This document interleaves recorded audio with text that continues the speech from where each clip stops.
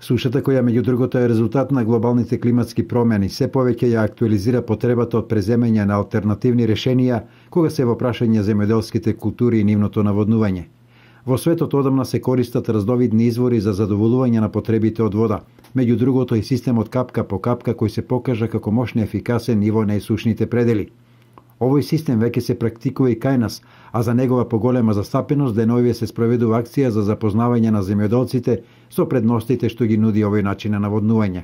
Тоа е презентација на најавената програма, национална програма, каде што 80% средствата ќе бидат повртни, додека 20% ќе биде инвестиција на самиот земјоделски производител. Тоа е, значи, презентација кап по кап систем во овощарство, градинарство и житикултури. Презентацијата се врши, значи, Агенција за поттикнување на развој на земјоделието има задача да направи ваква презентација низ целиот Ишче регион, значи каде ги офаќа нашите работни единици. На средбите во селата од истокот земјоделците се информираат за комплетните активности кои треба да се преземаат доколку се сака да се примени овој систем на наводнување.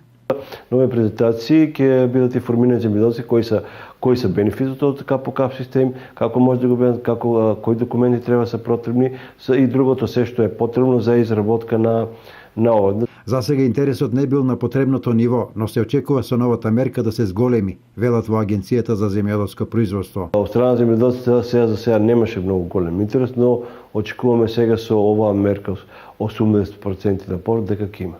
Инаку лани во овој регион беше презентиран проектот систем капка по капка кај производството на пченка. Интерес да го применат пројавиле само 10 земјоделци. Слабиот интерес се објаснува со проблемите кои ги имале земјоделците околу обезбедувањето на потребната документација за аплицирање.